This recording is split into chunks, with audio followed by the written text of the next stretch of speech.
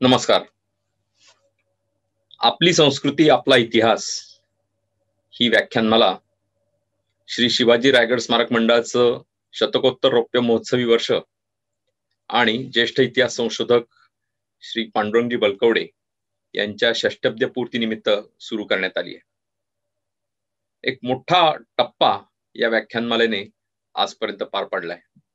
एकूण 60 व्याख्यानं होणार आहेत आणि त्यातल्या आजच्या 41व्या व्याख्यानाच्या निमित्तानं मी आपल्या सगळ्यांचं मनापासून स्वागत करतो. आजचं व्याख्यान आपल्या समोर देणार आहेत डॉक्टर रमेश हरिभाऊ कांबळे. एका आगळ्या वेगळ्या दुर्लक्षित किंवा अपरिचित विषयावर आज त्यांचं व्याख्यान होणार आहे. आपल्या सगळ्यांना माहिती आहे की मराठेशाहीच्या इतिहासामध्ये थोरले बाजीराव पेशवे यांना अपार प्रसिद्धी मिळाली. त्यांच्या कार्यकर्तृत्वाचा ठसा भारतभर मोठ्या प्रमाणात उमटला. परंतु त्यांच्या इतकेच सरस त्यांचे बंधू चिमाजी अप्पा हे देखील होते. चिमाजी अप्पा अतिशय मनमिळावू, विचारी अशा प्रकारचे होते. सगळ्यांना समजून घेऊन काम करणारे होते आणि त्यामुळे सुराज्याचा एक चांगला पाठपुरावा हा चिमाजींनी त्या काळामध्ये केला. अगदी छत्रपती शाहू महाराज असतील किंवा अनेक सरदार हे चिमाजी अप्पांकडनं काही कामं करून घेत असत, कारण त्यांना माहिती की चिमाजी अप्पा अतिशय विचारी असल्यामुळे योग्य तो निर्णय देऊन काम करतील. मराठ्यांच्या मोठ्या ज्या 2 मोहिमा गाजल्या बाजीराव आणि चिमाजी अप्पांच्या काळातल्या, त्यापैकी एक होती जंजिरा मोहीम आणि दुसरी होती वसई मोहीम. परंतु अनेकांना हे माहित नाही की जंजिरा मोहिमेमध्ये सुद्धा निर्णायक विजय मिळवण्यामध्ये चिमाजी अप्पांचा मोठा वाटा होता आणि त्यांच्या निर्णायक विजयामुळेच त्या ठिकाणी मराठ्यांचा सिद्धीबरोबर तह पण झाला. पुढे जंजिरा मोहीम संपल्यानंतर वसई मोहीम जेव्हा मराठ्यांनी काढली तर ती जवळजवळ 2-2.5 वर्ष अतिशय प्रदीर्घ अशी ती लढाई ही मराठ्यांची पोर्तुगीजांची झाली. वसईची मोहीम म्हणून ती प्रसिद्ध आहे. 1737 ते 1739 असा त्याचा कालावधी आहे. यामध्ये प्रत्यक्ष जबाबदारी ही चिमाजी अप्पांवर सोपवली होती आणि या मोहिमेच्या पहिल्याच अगदी काही दिवसांमध्ये मराठेशाहीतील एक शूर सरदार नावजी बलकवडे यांचे पुढचे वंशज सरदार होनाजी बलकवडे यांनी एका दिवसामध्येच ठाणे हे मुक्त केलं होतं. त्यानंतर दुसऱ्या बाजूला वसईकडे ही मोहीम जवळजवळ 2 वर्षांहून अधिक काळ चालली आणि त्याच्यामध्ये सुद्धा चिमाजी अप्पांनी मराठ्यांच्या बाजूने निर्णायक विजय मिळवला. अशा या चिमाजी अप्पांबद्दल आज आपल्याला डॉक्टर रमेश हरिभाऊ कांबळे व्याख्यान देऊन माहिती सांगणार आहेत. अनेक ऐतिहासिक अस्सल संदर्भ साधनांसह ही माहिती आपल्याला ते सांगणार आहेत. रमेशजींची PhD ही मराठ्यांच्या इतिहासातील चिमाजी अप्पांचे योगदान या विषयावरच झालेली आहे. हे देखील एक विशेष आहे. मूळचे नगर जिल्ह्यातले रमेशजी पुढे रत्नागिरीमध्ये गेले आणि तिथे गेली जवळजवळ 35 वर्ष ते इतिहास विषयाचे प्राध्यापक म्हणून काम करतात. अनेक शासकीय किंवा बिगर शासकीय इतिहास विषयक संस्थांवर रमेशजी सक्रिय आहेत.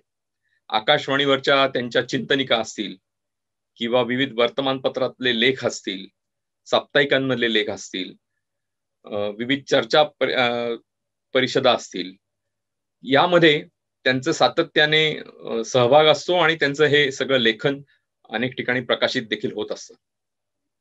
तर असे या विषयावर चिमाजी अप्पांच्या विषयावरच PhD केलेले रमेशजी आज आपल्या समोर हे व्याख्यान सादर करणार आहेत. तेव्हा या व्याख्यानमालेतील आजच्या पुष्प गुंफण्यासाठी मी डॉक्टर रमेश हरिभाऊ कांबळे यांचं या ठिकाणी स्वागत करतो. हे व्याख्यान त्यांनी द्यायची तयारी दाखवल्याबद्दल त्यांचे आभार देखील मानतो आणि त्यांनी आपल्या व्याख्यानाला प्रारंभ करावा अशी त्यांना विनंती करतो. धन्यवाद.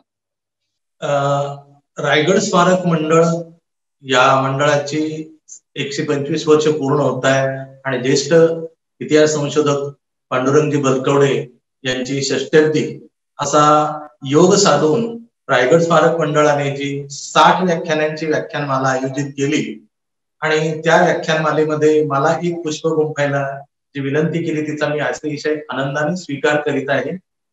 मागेही आपल्या एका ज्ञानसत्रामध्ये मी 4 समित्या टाकण्याचा प्रयत्न केला होता. पुण्याला वानवडी येथे जे एक सत्र झालं होतं त्यामध्ये, आणि यातही मला तुम्ही जे सामावून घेतलंय आता त्याबद्दल तुम्हा सर्व संयोजकांना मी धन्यवाद.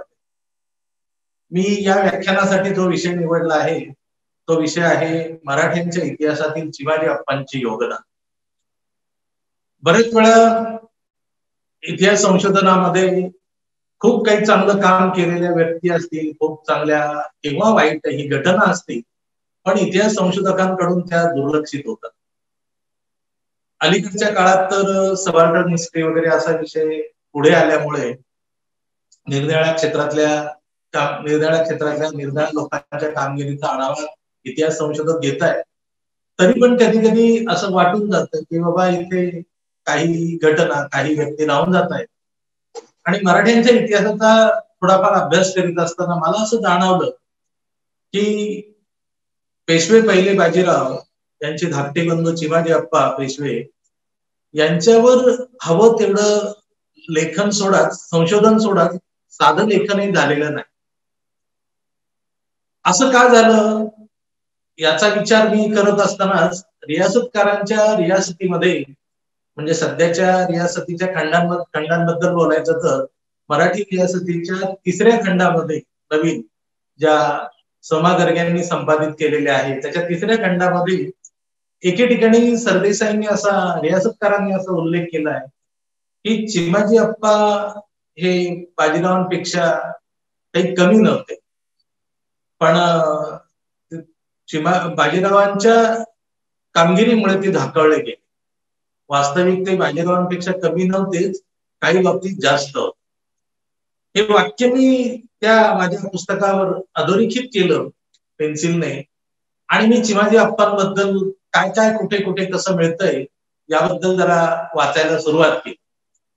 तेव्हा लक्षात आलं की भारतीय इतिहास संशोधक मंडळाने 1948 मध्ये एक प्रसिद्ध केलेले छोटेखानी पुस्तक आहे की जे कृवा पुरंदर लिहिलेलं आहे. कृष्णाजी वासुदेव पुरंदर यांनी लिहिलेलं आहे आणि पुरंदर यांनी त्या छोट्या पुस्तकासाठी सुद्धा खूप कष्ट घेतले. आणि विशेष म्हणजे पेशवे दप्तरातील निरनिराळ्या खंडातील निरनिराळे पत्रच फक्त त्यांनी वापरून आपलं ते छोटेखानी चरित्र साकार केलेलं आहे. ते मी वाचून काढलं. त्यानंतर पुढे बरेच दिवसांनी निनाद बेडेकर साहेब, कैलासवासी निनाद बेडेकर साहेब मला भेटले आणि आमच्या अशा गप्पा चालायच्या. त्यावेळेस मी त्यांना सांगितलं की बाबा हे असं असं पुरंदर यांचं मी छोटे चरित्र वाचलं, पण माझं समाधान झालं नाही, अजून काही आहे का याच्यावर. तर ते म्हणले तुम्हाला सुहजोशींचं चरित्र माहिती नाही. आणि बेडेकर साहेबांचं वैशिष्ट्य असं की ते रत्नागिरीला आमच्याकडे टिळकाळीत व्याख्यानाला आलेले असताना त्यांनी मला अगोदर फोन करून सांगितलं की कांबळे सर आपण भेटूया, तर मी तुमच्यासाठी सुहजोशींचं चरित्र आणलेलं आहे की जे चिमाजी अप्पांचं तुम्हाला पाहिजे. मला खूप आनंद झाला, त्यांनी मला दिलं, तेही मी वाचून काढलं. पण तरी माझं समाधान होईना. मग मी विचार असा केला की आपण थोडाफार अभ्यास करूयात का.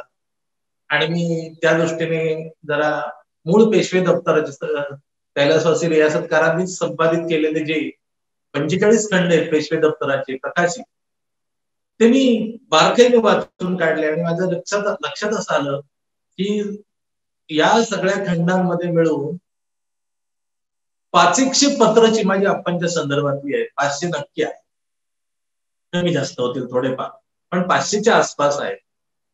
आणि मग ती पत्र कशी आहेत, मग ती प्रशासकीय आहेत, राजकीय आहे, आर्थिक बाबतीतली आहे, समाजातल्या 2 घटकांमध्ये झालेले तंटे अप्पांनी सोडवावेत अशी विनंती करणारी पत्र आहे.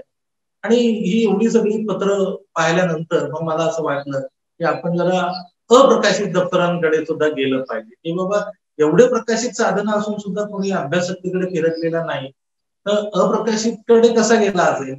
आणि म्हणून मग मी पेशवे दप्तराच्या म्हणजे पुण्याचं जे एक्सप्लेनेशन ऑफिस आहे, पेशवे दप्तर ज्याला आपण म्हणतो, त्या विभागामध्ये गेलो. तर तिथे मला जवळजवळ 70-75 पत्र शिवाजी अप्पांच्या बाबतीत. ती जे काही वाचून काढली, काही उतरवून काढली, नकलवून काढली. मला स्वतःला मोडी फारसं चांगलं तोपर्यंत येत नव्हतं. आज येतं असा दावा नाहीये, पण मी काही जाणकार लोकांकडनं ती नकलून घेतली. आणि मग जरा जरा असं वाटायला लागलं की आणखी काही ठिकाणी आहे का. आणि मग मी कोल्हापूरच्या आर्काइव्ह मध्ये जे निवडी दप्तर आहे, त्या निवडी दप्तरात मध्ये गेलो, तिथे बसलो. तर तिथे मला विशेषतः वसईच्या युद्धाच्या संदर्भातली काही पत्र मिळाली. मग तेही मी घेतली आणि पुढे मग असा 4-5 वर्ष चांगला अभ्यास करून पुणे विद्यापीठाला मी माझा प्रबंध सादर केला.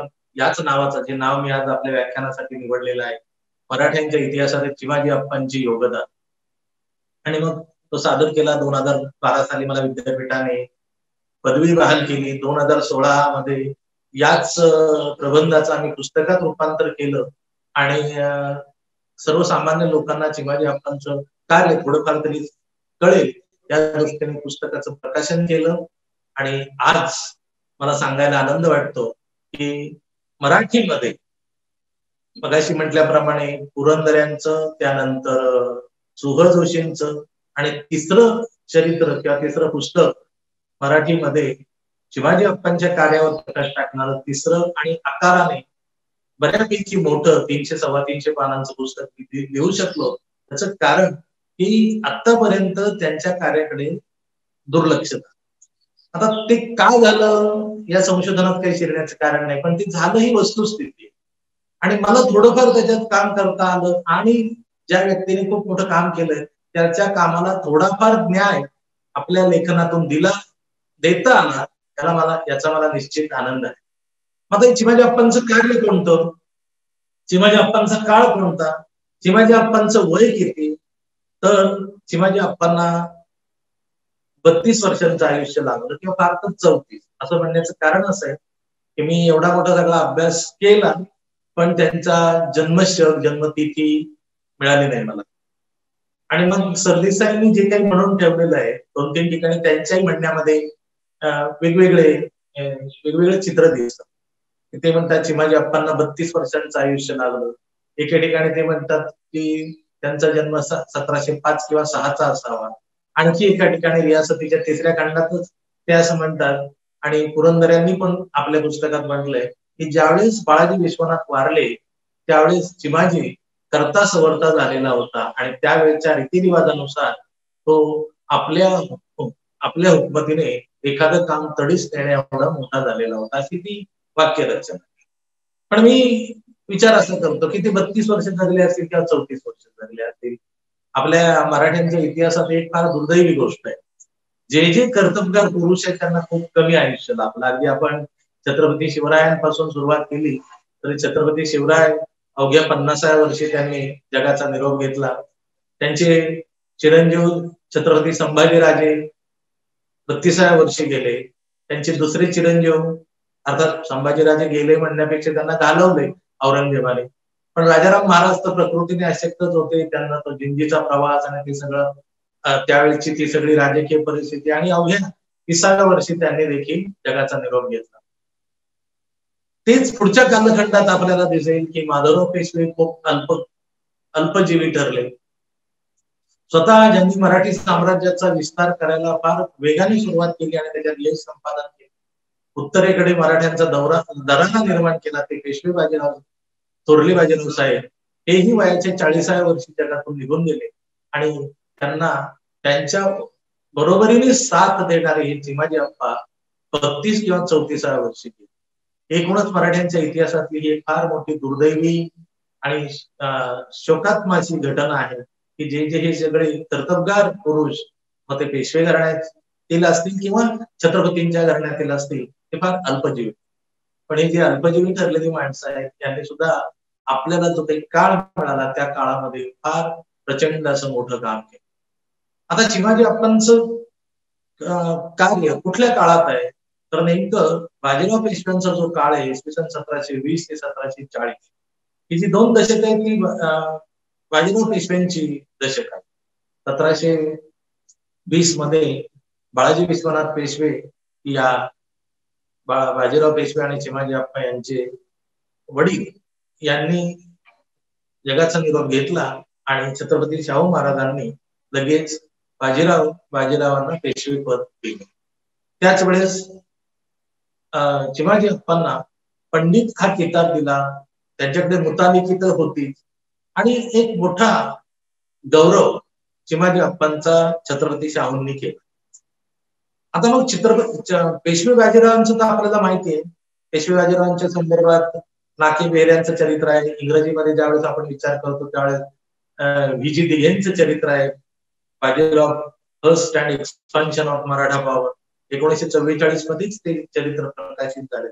त्याच्याही अगोदर 1933 मध्ये विगो दिघ्यांनीच जो MA ला प्रबंध सादर केला होता मुंबई विद्यापीठाला, मराठ्यांच्या उत्तरेतील मोहिमा, तो काळ सगळा बाजीराव पेशव्यांचा.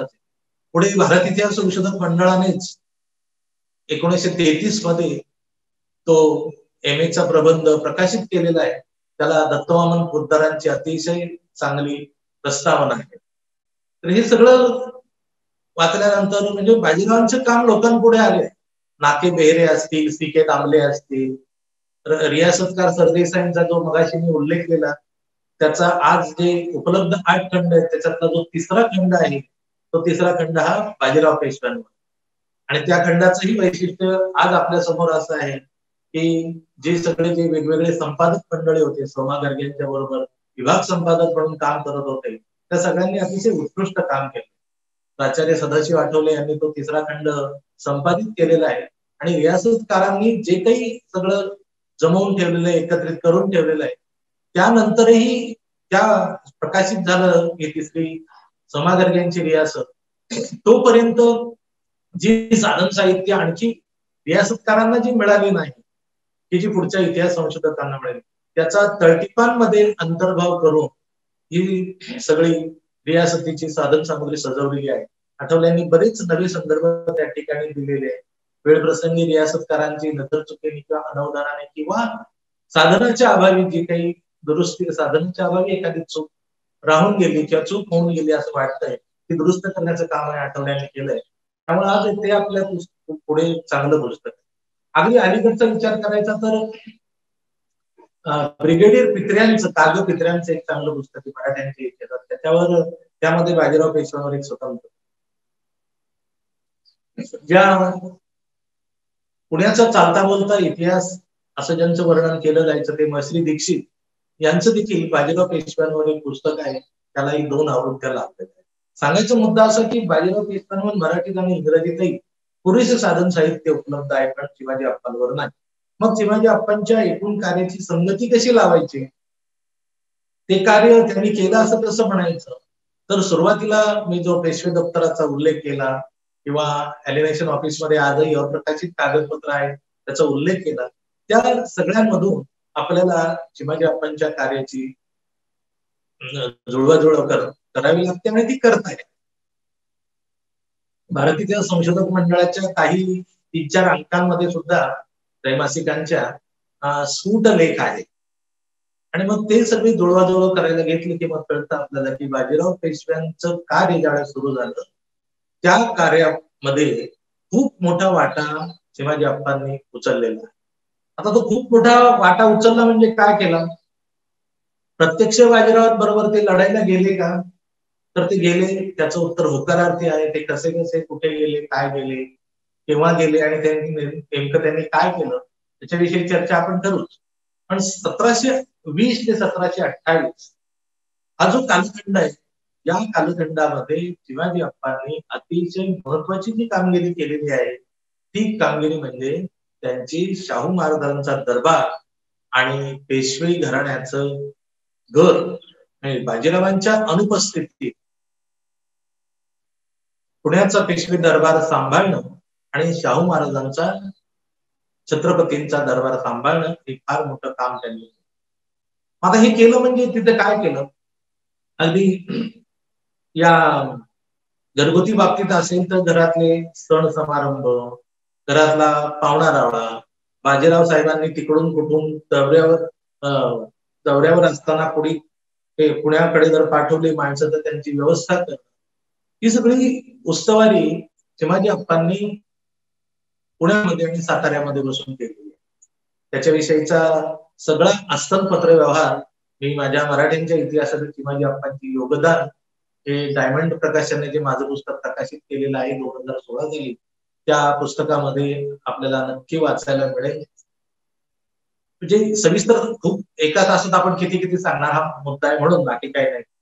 तर ती खूप मूळ मजेशीर पत्र आहे.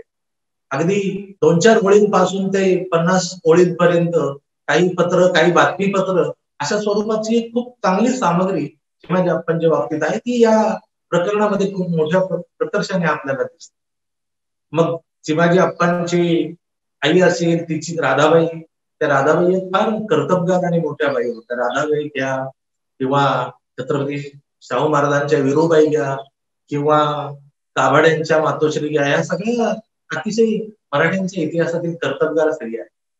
तर राधाबाई ची साथ बाजीराव आणि चिमाजी अप्पा दोघांनाही पण होती, पण राधाबाईंच्या बाबतीत काही त्यांची यात्रा आहे किंवा घरगुती काम आहे, ही बाजीरावांच्या अनुपस्थितीत चिमाजी अप्पांना करावे लागत होती आणि ते अतिशय आनंदाने. आणखीन एक चिमाजी अप्पांनी केलेलं सुरुवातीच्या काळातलं काम म्हणजे त्यांनी नानासाहेब पेशव्यांना खूप चांगल्या प्रकारे घडवलं.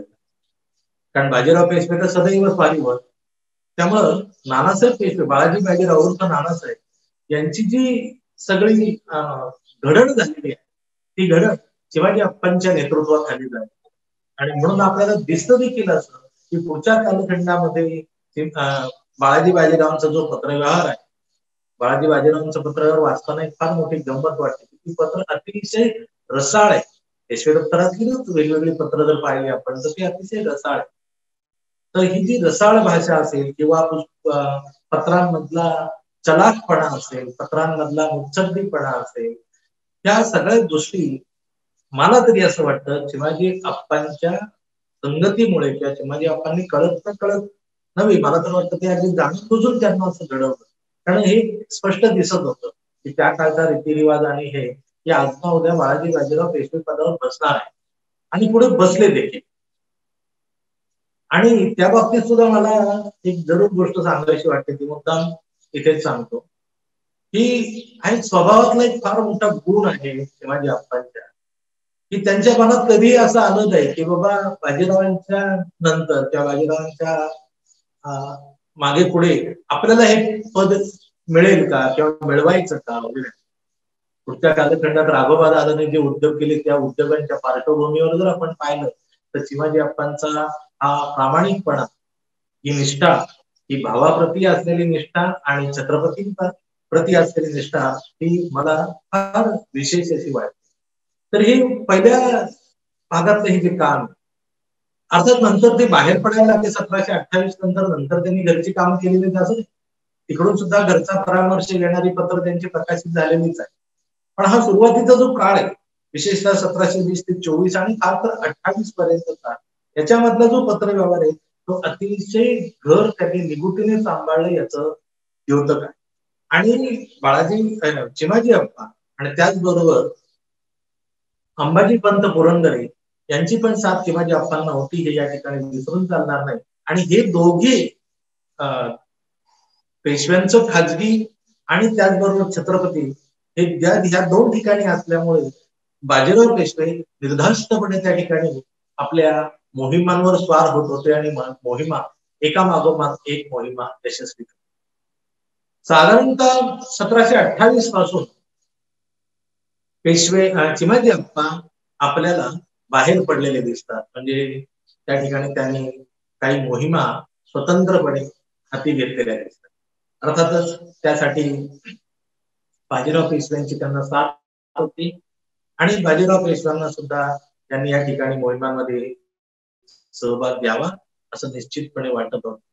आणि मग त्या ठिकाणी दया बहादूरचा केलेला जो पराभव आहे माळव्यामध्ये, त्या माळव्यामधली जी ती लढाई आहे त्या लढाईची सगळी भिस्त चिमाजी अप्पांवर होती आणि चिमाजी अप्पांनी ती लढाई 1728ची अतिशय पराक्रमाने आपल्या पराक्रमाने ती गाजवली आणि माळव्यामध्ये मराठ्यांचा दरारा निर्माण केला.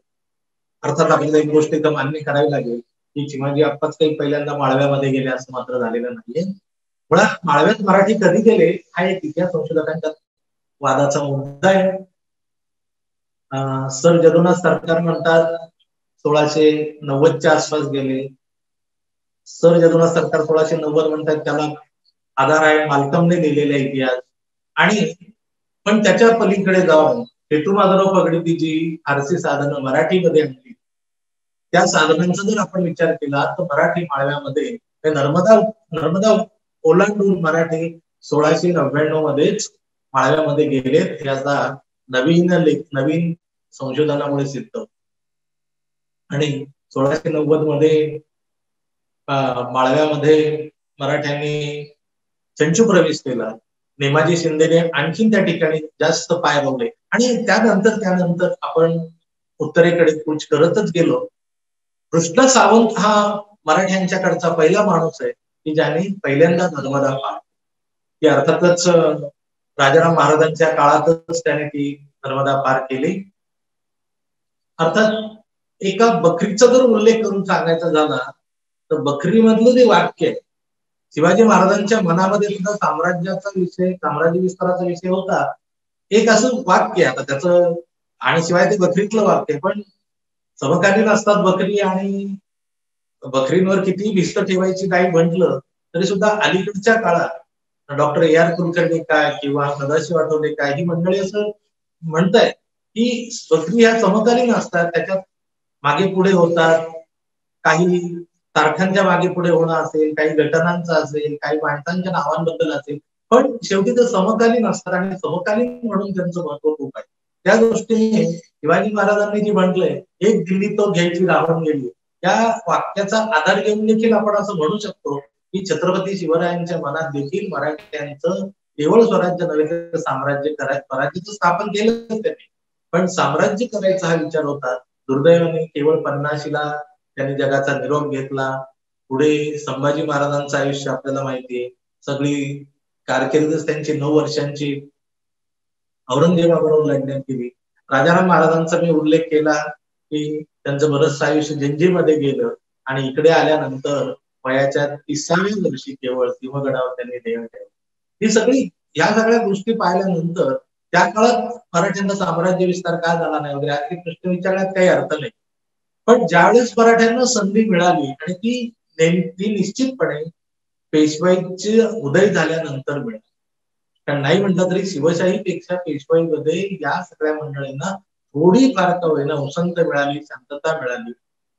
त्यामुळं स्वराज्याचं रूपांतर साम्राज्यात झालं आणि जे पुढे साम्राज्यात करता आलं त्याला तर शेवटी आधारही असा मिळाला की चौथाई आणि सरदेशमुखीच्या ज्या सनदा बाळाजी विश्वनाथांनी आणल्या दिल्लीहून, त्यामुळं आपण निश्चितपणे साम्राज्य विस्तार करू शकलो. आणि 1728ला जरी शिवाजी अप्पा बाहेर पडले किंवा लढाईच्या मैदानावर गेले, त्याच्या आधी त्यांना दिल्ली दर्शन झालं. कारण बाळाजी विश्वनाथ ज्यावेळेस दिल्लीला गेले सनदा आणायला त्यावेळेस त्यांच्याबरोबर ज्याप्रमाणे बाजीराव पेशवे होते त्याचबरोबर चिमाजी अप्पा देखील होते. म्हणजे अतिशय कमी वयात त्यांना दिल्लीचं दर्शन झालं होतं, दिल्लीचं राजकारण जवळून पाहता आलं होतं आणि याचा कुठे ना कुठे परिणाम त्यांच्यावर निश्चितपणे झाला होता, यात काही वाद असायचं काही का. तर ही जी माळव्याची लढाई आणि दयाबहादूरचा जो पराभव त्यांनी केला ती अतिशय मोठी कामगिरी आहे. किंवा इतिहासाच्या दृष्टीने आपण पाहिलं तर इतिहास नजरेत पडणारी पहिली अशी कामगिरी या चिमाजी अप्पांच्या आहे. आपण पेशवे दप्तराच्या 13व्या खंडात जर आपण गेलो तर त्या 13व्या खंडामध्ये या माळव्याच्या संदर्भातलीच पत्र. आता मग माळव्यामध्ये चिमाजी अप्पा का गेले किंवा बाजीराव पेशव्यांनी सुद्धा त्यांचा पुरस्कार का गेला, तर वेगवेगळी कारण आहेत. रियासतकारांचं म्हणणं स्वातंत्र्यपूर्व काळात त्यांनी सगळं लिखाण केलंय त्यामुळे ते बरोबर आहे. त्यावेळेस ती इतिहास लेखनाची तशी गरजही असते. आणि त्यांनी म्हटलं हिंदू पादशाहीचा विस्तार करण्यासाठी त्यांनी ते केले. हे झालंही, पण मुख्य कारण असं होतं की मराठ्यांना कायम पैशाची निकड होती. आणि मग ही निकड जर भागवायची असेल तर त्या काळातली महत्वाची गोष्ट होती की निरनिराळ्या ठिकाणी स्वाऱ्या करणं, त्या जिंकणं, तह करणं आणि त्या तहातून त्या ठिकाणी पैसा मिळवणं, अशी ही कारणं असायची. आणि यासाठी शिवाजी अप्पांनी ती केली. कारण 13व्या खंडामध्ये अनेक पत्र अशी आहेत की शिवाजी अप्पा बाजीरावला लिहितात, बाजीराव शिवाजी अप्पांना लिहितात की बाबा त्या माळव्यातून तुला जर काही पैसा मिळाला तर पाठवून दे, कारण कर्जदारांचे तगादे लागले. कर्जदारांचे तगादे साताऱ्याला पण आहेत, आम्हाला पण आहे. आणि बाजीराव पेशवे कायम कसे कर्जबाजारी होते, त्यांच्याच एका त्या पत्रामध्ये उल्लेख आहे की कर्जापायी फार कपाळ छिनत चाललेले. तेव्हा मराठ्यांची आर्थिक स्थिती ही कधीच चांगली नव्हती. आणि म्हणून त्या काळच्या रिवाजाप्रमाणे जर पैसा मिळवायचा असेल तर स्वारी करणं, निरनिराळ्या भागांमध्ये स्वाऱ्या करणं आणि राजकीय जम बसवणं आणि त्याचबरोबर आर्थिक भाग त्या ठिकाणचा पाहणं हा भाग होता. पण याचा अर्थ असा नव्हे की त्याच्यामुळे काही चुकलं. ज्या काही मुसलमानी सत्ता होत्या त्या मुसलमानी सत्तांना त्या ठिकाणी निश्चितपणे पायबंद बसला, याबद्दल काही वाद. आणि समजा बाजीराव शिवाजी अप्पा त्या काळाला धरून काळामध्ये पुढे आले नसते, अर्थात इतिहासाला जर तरची भाषा नाही मान्य नाही हे मलाही मान्य, पण एक अलीकडे असा विचार केला जातो. अगदी गजाननराव भेंदळ्यांनी सुद्धा मध्यंतरी एक व्याख्यान दिलं, एक छोटेखानी पुस्तक पण त्यांचं आलेलं आहे की छत्रपती शिवाजीराजे झाले नसते तर. पुन्हा मी उल्लेख करतो, जर तरची भाषा नाहीये मान्य, पण जर समजा बाजीराव शिवाजी पुढे आले नसते तर कदाचित निजाम पुढे आला असता, एखादा आणखी कोणता मुसलमान पुढे आला असता, आणि तो जर पुढे आला असता तर आज आपण ज्या स्थितीमध्ये आहोत त्या स्थितीत राहिलो असतो की नाही, ही एक शंका मनाला चाटून जाते. आणि म्हणून जे झालं, जेवढं झालं त्याची नोंद घेताना सुद्धा बाजीराव आणि शिवाजी अप्पांनी जे कार्य केलं ते हिंदू संस्कृतीच्या दृष्टीने निश्चितपणे उपकारक ठरलं, याबद्दल काही वाद असताच नाही का.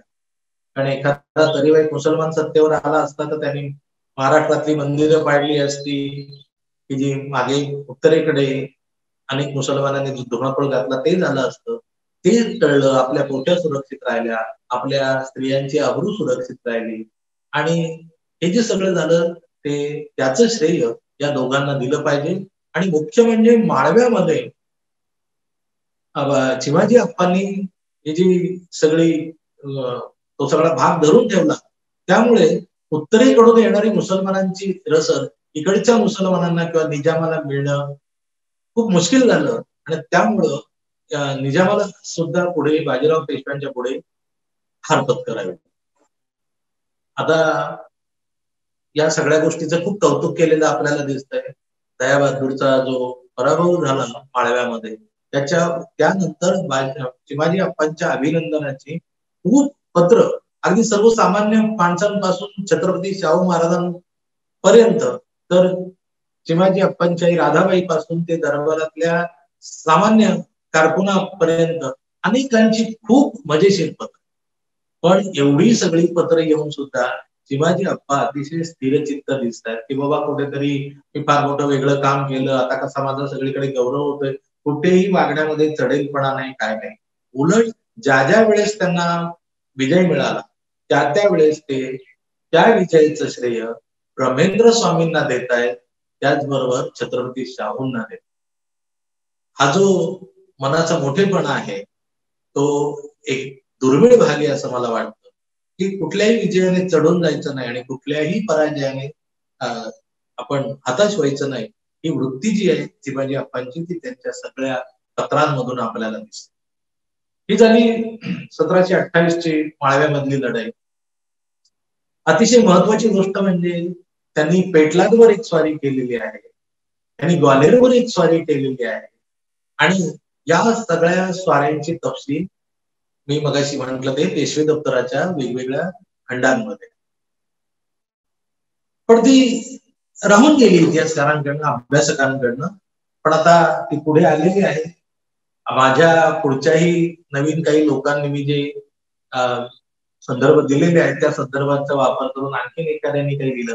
माझ्या पुस्तकामध्ये मी किती संदर्भ याच्यामध्ये पुण्याच्या पेशवे दप्तरामध्ये अप्रकाशित आहेत त्याचीही यादी दिलेली आहे. त्या अप्रकाशित पत्रांचा आधार घेऊन आणखीन कोणी चिमाजी अप्पांचा अभ्यास केला तर ते जास्त उपकारक होईल, श्रेयस्कर होईल असं मला वाटतं. असो, तर पेटलादवरची स्वारी आहे, ग्वाल्हेरवरची स्वारी आहे, या ठिकाणी त्या 1732 ते 33 या काळातल्या स्वाऱ्या आहेत. आणि या स्वाऱ्यांमध्ये सुद्धा चिमाजी अप्पांनी अतिशय म्हणजे लढवय्या म्हणून यश मिळवलेलं आहे. आणि त्या ठिकाणी एक मात्र निश्चित आपल्याला सांगावं लागेल की लढाईमध्ये यश मिळालं तरी सुद्धा मराठ्यांची ती गरज आर्थिक त्या आर्थिक गरजा मात्र या लढाईमध्ये पूर्ण झाल्या असं काही दिसत नाही. कारण प्रत्येक लढाईनंतर सुद्धा पैसा काही फारसा मिळाला नाही वगैरे, धनोत्पादन झालं नाही वगैरे अशा प्रकारची जी भाषा आहे त्याचा अर्थच असा की त्या ठिकाणी फारसा काही पैसा उपलब्ध झाला, पण पैसा पाहिजे होता पण तो उपलब्ध झाला नाही, मिळाला नाही. तरी सुद्धा मराठ्यांच्या सत्तेचा फैलाव झाला, मराठ्यांच्या सत्तेचा विस्तार झाला. मगाशी मी म्हटलं त्याप्रमाणे हिंदू किंवा मराठे इतरांपेक्षा वरचढ आहेत, वरचढ असू शकतात हे उत्तर हिंदुस्थानला दिसायला लागलं. ते जे दिसायला लागलं त्याच्यामध्ये निश्चितपणे या दोघांचा, बाजीराव पेशव्यांचा वाटा आहे ते जगाने मान्यच केलेला आहे. पण त्याचबरोबर चिमाजी अप्पांचा वाटा आहे हे आता नव्याने जे कागद पुढे येत आहेत किंवा मला जे काही कागद मिळाले त्या आधारे आपण निश्चितपणे मिळवू शकतो. पेटलादची स्वारी आहे, ग्वाल्हेरची स्वारी आहे, पण सगळ्यात महत्वाचं चिमाजी अप्पांचं जे काम आहे ते कोकणात आहे. कोकणातील चिमाजी अप्पांचं कार्य असंही एखादं चांगलं लिखाण, चांगलं पुस्तक होऊ शकेल. साधारण 1733 ते 1736 या काळामध्ये सुरुवातीला सिद्धी-साधचा जो पराभव झाला तो कालखंड आहे. आपल्या सगळ्यांना थोडे मराठ्यांचा इतिहास थोड्याफार प्रमाणात वाचणाऱ्या सगळ्याच मंडळींना माहिती आहे की सिद्धी हा कोकणामधून अगदी छत्रपती शिवरायांना सुद्धा न आवरलेला आपला शत्रू. आणि या सिद्धी-साधने पुढच्या कालखंडामध्ये मग इंग्रजांची मदत असेल, इतर युरोपियनांची मदत असेल, मुघलांची मदत असेल, त्या सगळ्यांची मदत मिळवून आणि मराठी सगळ्यांचे समान शत्रू असल्यामुळे त्या मराठ्यांविरुद्ध याला मदत देऊन अनेकांनी त्याला वाढवलं हा इतिहास.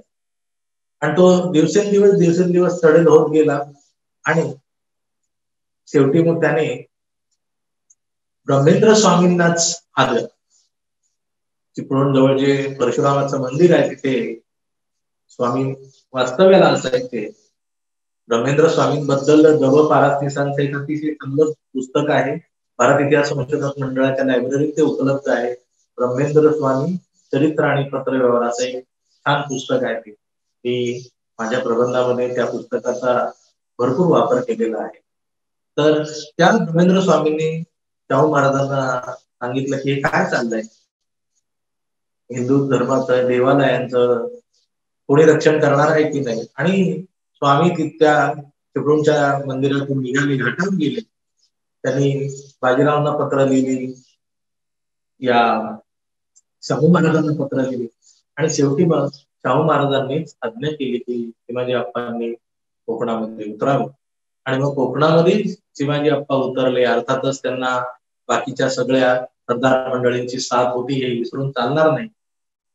आणि मग ती जी घनघोर लढाई झाली 1736 मध्ये, त्या लढाईमध्ये सिद्धी-साधचा पराभव झाला आणि चिमाजी अप्पांच्या आयुष्यात आणखीन एक मानाचा तुरा खोवला गेला. त्यावेळी देखील आपल्याला असं लक्षात येतंय की चिमाजी अप्पांची अभिनंदन करणारी खूप पत्र पेशवे दप्तराच्या निरनिराळ्या खंडामध्ये आपल्याला वाचायला मिळते. पण तेव्हाही तेच की बाबा हे यश मिळालं आहे, ही श्रींची कृपा आहे, ही स्वामींची कृपा आहे वगैरे अशा प्रकारची उत्तर चिमाजी अप्पांकडनं निरनिराळ्या ठिकाणी गेलेली आपल्याला दिसत आहेत. हा जो एक स्वभावातला नम्रतेचा भाग आहे आपण लक्षात घेतो. आणि त्यांच्या नम्रतेचं अनेकांनी कौतुकच केलं. एक फक्त अपवाद आहे, मराठ्यांच्या इतिहासाचे अतिशय कडक टीकाकार किंवा भाष्यकार प्राध्यापक त्र्यंबकशंकर शेजवलकर यांनी जे निजाम पेशवे संबंध नावाचं जे पुस्तक लिहिलेलं आहे त्या पुस्तकामध्ये त्यांनी एके ठिकाणी असं म्हटलेलं आहे की बाजीराव काय किंवा चिमाजी काय, हे दोघेही वरिष्ठांशी वागताना आगळपगळ पत्र लिहितायत, ब्रह्मेंद्र स्वामीशी लिहिताना आपल्याकडे कमीपणा घेतायत, पण हे दोघांचे ढोंग आहे. हे ढोंगी होते, त्यांच्या वागण्यात खरेपणा नव्हता. हे आगळपगळ लिहितात पण तसे वागत नव्हते, आणि खालच्या लोकांना मात्र ते तब्बी द्यायचे, त्रास द्यायचे वगैरे अशी टीका वाचायला मिळते या पलीकडे काय. पण या टीकेवर सुद्धा मला असं म्हणावं असं वाटतंय की आज तरी काय वेगळं आहे वेगवेगळ्या कार्यालयांमध्ये. आपल्यापेक्षा जे वरिष्ठ असतात त्यांच्यापाशी आपण त्यांची स्तुती कर, आगळपगळ कर, बोल असं करतो, आणि आपल्यापेक्षा जे कनिष्ठ असतात त्यांना आपण दाबतो. त्यामुळे आणि बाजीराव पेशव्यांचा आणि चिमाजी अप्पांचा पत्रव्यवहार हा राजकारणातल्या दोन व्यक्तींचा पत्रव्यवहार आहे, त्यामुळे तसं असणं ते स्वाभाविक आहे. त्यामुळं ते दोघीच तसं वागत होते आणि बाकीचे तसे वागत नव्हते असाही त्याचा अर्थ नाही. त्यामुळं पण शेजवलकरांची टीका नक्की लक्षात घेतली पाहिजे, कारण शेजवलकर हे मराठ्यांच्या इतिहासाचे फार मोठे अभ्यासक आणि टीकाकार होते. त्यांची टीका पटो वा न पटो पण लक्षात घ्यावी लागते, याबद्दल काही वाद नाही. पुढे नानासाहेब पेशव्यांच्या संदर्भात सुद्धा त्यांनी त्याची टीका केलेली सर्वश्रुत आहे. रियासतकारांनीच नानासाहेबांचं जे स्वतंत्र चरित्र लिहिलेलं आहे की जे 1926 साली प्रकाशित झालं, त्या प्रकाशित झाल्या त्या चरित्राला रियासतकारांनी मुद्दाम शेजवलकरांची प्रस्तावना घेतलेली. अर्थात मला म्हणजे रियासतकारांचं खूप मोठेपण मान्य केलं पाहिजे मनाचं, कारण त्या ठिकाणी रियासतकार तोपर्यंत प्रस्थापित इतिहासकार झालेले होते आणि शेजवलकर तरुण अभ्यासक होते. पण शेजवलकरांनी ती टीका म्हणजे शेजवलकरांची प्रस्तावना त्यांनी घेतली आणि ती न पटणारी होती, तरी सुद्धा ती त्या पुस्तकामध्ये छापली. अर्थात त्या प्रस्तावनेमुळे एक झालं, तरुण कोणीतरी इतिहासकार महाराष्ट्रात पुढे येतोय हे मराठी माणसांना कळलं. अर्थात त्या टीकेमध्ये सुद्धा कशा गफलती आहेत हे पुढे नानासाहेबांवरच एक लेख लिहिणाऱ्या प्राचार्य सदाशिव आठवल्यांनी दाखवून दिलेला आहे. मराठ्यांचा इतिहास हे जे 3 खंड फरा कुलकर्णी आणि गहखरे यांनी लेखसंग्रह असे जे एकत्रित केलेले आहेत, संपादक केले ते दोघे, त्याच्या दुसऱ्या खंडामध्ये तो आठवल्यांचा नानासाहेबांवरचा लेख आहे आणि शेवटी परिशिष्ट एक आहे, आणि त्या परिशिष्टामध्ये आठवल्यांचं जे एक टिपण आहे ते देखील विचार करण्यात आला. आठवल्यांनी म्हटले की शेजवलकरांची टीका ही बऱ्याच ठिकाणी दुखा टीका वाटते किंवा करायची म्हणून करायची असे वाटते, कारण नानासाहेब पेशवा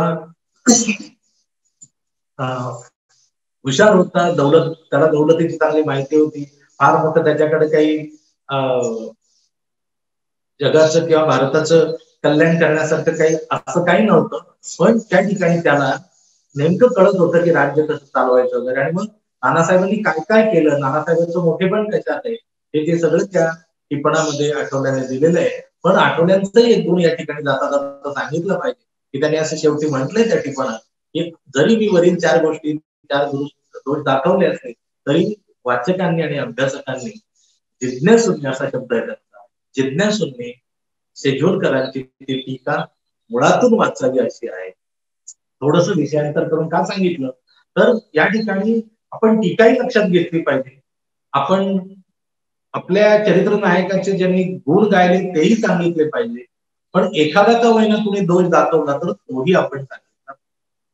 1728 पासून लढाईच्या मैदानात शिवाजी अप्पा गेले असं मी म्हटलं, पण जी पालखेडची लढाई की ज्या पालखेडच्या लढाईने बाजीराव पेशव्यांचं नाव सगळीकडे दुमदुमायला लागलं, त्या पालखेडच्या लढाईमध्ये काय तर मराठी कागदपत्र असं सांगताय की पालखेडच्या लढाईमध्ये तो हजर होता की नाही हीच शंका. पण मराठ्यांचा पहिला इतिहासकार ग्रँड डफ यांनी जे हिस्ट्री ऑफ द मराठाचे जे 3 खंड लिहिलेले इंग्रजीमध्ये, किंबहुना तो मराठ्यांचा पहिला इतिहासकार म्हणून इंग्रजीतला मानला जातो, त्याने त्याच्या 3 खंडांपैकी पहिल्या खंडामध्ये असं म्हटलेलं आहे की पालखेडच्या लढाईमध्ये चिमाजी अप्पांना निजामाकडून बंदुकीचा दस्ता लागला. आता हे जे वाक्य आहे खूप महत्वाचं आहे. मराठी कागदपत्र काही ठिकाणी मुग्धता पाळत असले तरी सुद्धा ज्याने मराठी सत्ता गेल्यानंतर फार लवकर किंवा पहिल्यांदा लगेच इतिहास लिहिला त्या इतिहासकाराचं ते निरीक्षण आहे.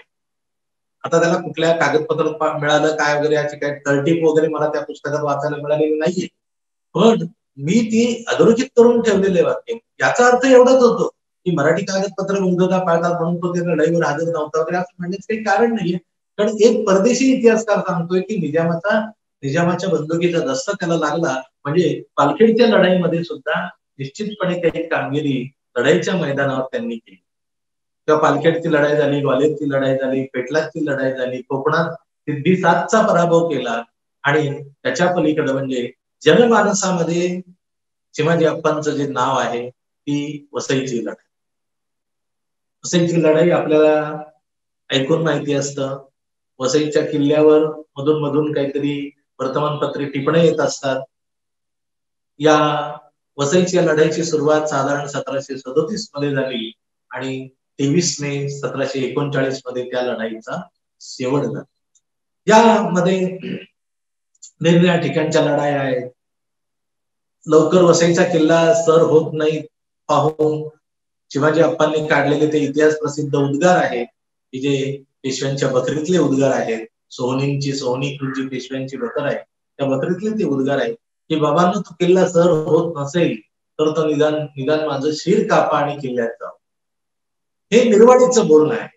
किंबहुना मला असं वाटतं की हे ते जाणून बुजून बोलले असतील की आपल्या सरदारांच्या मध्ये त्या ठिकाणी द्वेष निर्माण झाला पाहिजे, त्यांच्या पराक्रमाला आपण साथ घातली पाहिजे आणि शिवाजी अप्पांना हवा तो परिणाम त्या एका वाक्यामुळे साधला गेला आणि सगळ्या सरदारांनी त्या ठिकाणी पराक्रमाची शर्त केली. बाजी भिवराव रेटरेकर असतील किंवा अनेक त्या ठिकाणची वसईकडची अंजुरकर मंडळी असतील, अशी खूप नाव आहे. प्रत्येकाची नाव आपण किती घेणार. तर या सगळ्या मराठी माणसांनी वसईमध्ये अतिशय चांगला पराक्रम गाजवला आणि वसई काबीज केली. वसई काबीज झाली. 350-400 किलोमीटरचा मुलूक आपल्या ताब्यात आला. काही पैसा अडका मिळाला, पण मला ते महत्वाचं वाटत. ती लढाईच्या मैदानावर असं होतं, थोडेफार पैसे मिळतात, थोडेफार जातात, थोडेफार गावं मिळतात, थोडेफार जातात, पण त्या ठिकाणी अतिशय म्हणजे पोर्तुगीज बकरींनी जी दखल घेतली शिवाजी अप्पांच्या कार्याची ती मला फार महत्वाची. म्हणजे ज्यावेळेस त्या लढाईच्या त्या सगळ्या एकूण काळात एक पोर्तुगीज ऑफिसरची पत्नी पकडून आणून शिवाजी अप्पांच्या पुढे सादर केली, त्यावेळेस शिवाजी अप्पांनी सांगितलं हिला कशासाठी आहे, हिचा काय, तिला सन्मानाने परत पाठवा, आपल्या हिंदू संस्कृतीची जी गोष्ट आहे साडी चोळी करून तिला पाठवा. आणि याच्यामुळे चिमाजी अप्पांचं नाव सगळीकडे दुमदुमलं. विशेषतः पोर्तुगीज लोकांच्या मध्ये ते खूप लोकप्रिय झालं.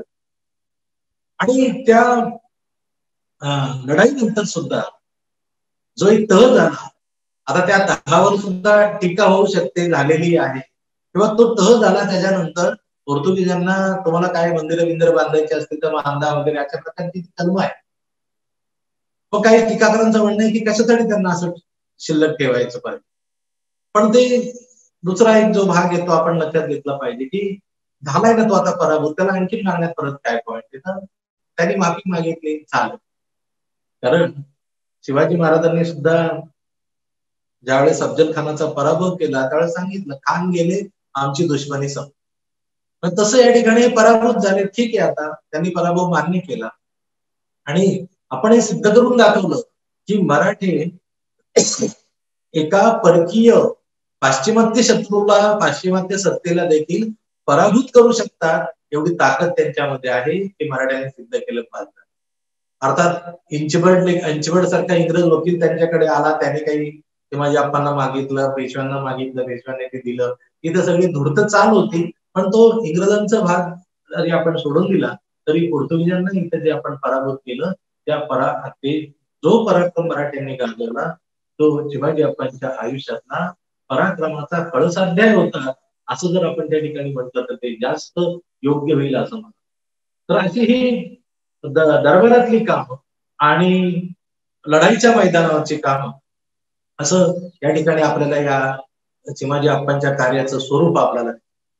मग या चिमाजी अप्पांच्या कार्याचं एकूण मराठ्यांच्या इतिहासात महत्व काय आहे तर मराठ्यांच्या इतिहासामध्ये त्यांचं महत्व ते अतिशय सच्शील असे मानव, राजकारणात राहून देखील जास्तीत जास्त आपल्याला इतर राजकारणात राहून इतरांचं जास्तीत जास्त कल्याण कसं करता येईल, प्रशासन आपल्याला उत्कृष्ट कसं चालवता येईल, शाहू महाराजांची सेवा आपल्याला कशी करता येईल, हे सगळं त्यांनी केलेलं आहे, हे सगळं पाहिलेलं आहे आणि हे अतिशय प्रामाणिकपणे आणि उत्कृष्टपणे त्यांनी केलं. शाहू महाराजांचा ज्यावेळेस दौरा निरनिराळ्या ठिकाणी असायचा, तो दौरा आखण्याचं काम शिवाजी अप्पा एक प्रशासक म्हणून करतात. एवढंच नव्हे तर शाहू महाराजांना दौऱ्याच्या वेळी कुठे कुठे जायचं असेल, झाडं बघायची असतील, बागा बघायच्या असतील, नवीन काही सुचवायचं असेल तर त्या सगळ्याची आणि ती सुचवलं गेलं तर पुढे अंमलबजावणी शिवाजी अप्पा करतात. निरनिराळ्या गावांमध्ये जत्रा भरायच्या, त्या जत्रांमध्ये शांतता आणि सुव्यवस्था राखण्याचं काम करायचं. लोक सुद्धा शिवाजी अप्पांच्याकडे अशी पत्र टाकायची की गावामध्ये आमच्याच्या झाडाला 500 आंबे आले, त्याचं वाटप पुढे अशा प्रकारे केलं. इतका विश्वास शिवाजी अप्पांनी मराठ्यांच्या त्या कालखंडामध्ये जनमानसात मिळवला. त्या काळाचा विचार करता आणखी विशेष आहे शिवाजी अप्पांचं की राजकारणी माणसांच्या संदर्भात किंवा सरदारांच्या संदर्भात, मोठ्या माणसांच्या संदर्भात विवाहाच्या व्यतिरिक्त इतर स्त्रियांबरोबर संबंध ठेवणं याला काही त्या ठिकाणी सामाजिक तो गुन्हा मानला जात नव्हता, बंधन नव्हतं. पण शिवाजी अप्पांच्या बाबतीत असं आपल्याला दिसतंय की त्यांची पहिली पत्नी वारल्यानंतर एक काही काळ तसेच राहिले. नंतर त्यांनी बऱ्याच काळाने दुसरं लग्न केलं आणि आयुष्यभर त्या दुसऱ्या लग्नातल्या स्त्री बरोबर ते त्यांच्या पत्नी बरोबर अतिशय प्रामाणिक आहे. आई बरोबर प्रामाणिक, आई बरोबर प्रामाणिक, भावाबरोबर प्रामाणिक, जनतेबरोबर प्रामाणिक. नाही म्हणाल्या एक पत्र असं आहे शिवाजी अप्पांचं की जे शेजवलकर मगाशी शेजवलकरांचा जो दाखला दिला मगाशी हे खालच्या लोकांना हे करायचं. मानाजी जाधव नावाचे जे ग्रस्त आहेत त्यांनी मात्र शाहू महाराजांकडे तक्रार केलेली आहे एका पत्रामध्ये की ते म्हणतात की आम्हाला शिवाजी अप्पांनी बोलवलं आणि बोलवल्यानंतर आम्हाला बोलू नये तसे आणि सांगितलं तुम्ही शाहू महाराजांच्या पायी राहता, तुम्हाला जर असं वाटत असेल की आपण काहीतरी वेगळे आहोत असं काही मानू नका. आम्ही त्रिंबकराव दाभाड्याला मारलं, शाहू महाराजांनी आमचं काय केलं, तेव्हा तुम्ही आपल्या पायरीने राहा असं एक मानाजी जाधवाचं पत्र आहे.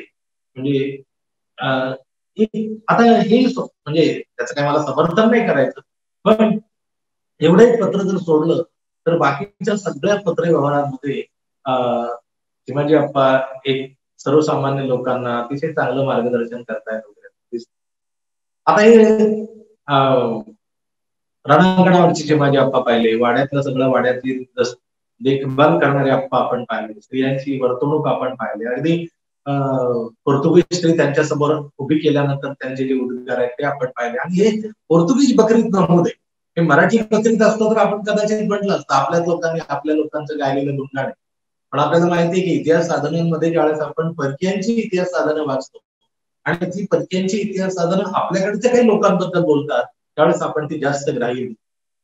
हे मूळ पोर्तुगीज मधलं जे लेखन आहे ते लेखन पुढे पोर्तुगीज मराठी संबंध नावाने जे पिसुर्लेकरांनी मराठीत आणलेलं पुस्तक आहे, पुणे विद्यापीठाने ते प्रकाशित केलेलं आहे, त्या पुस्तकामध्ये ही नोंद आहे आणि म्हणून मी तिचा आवर्जून उल्लेख करतो.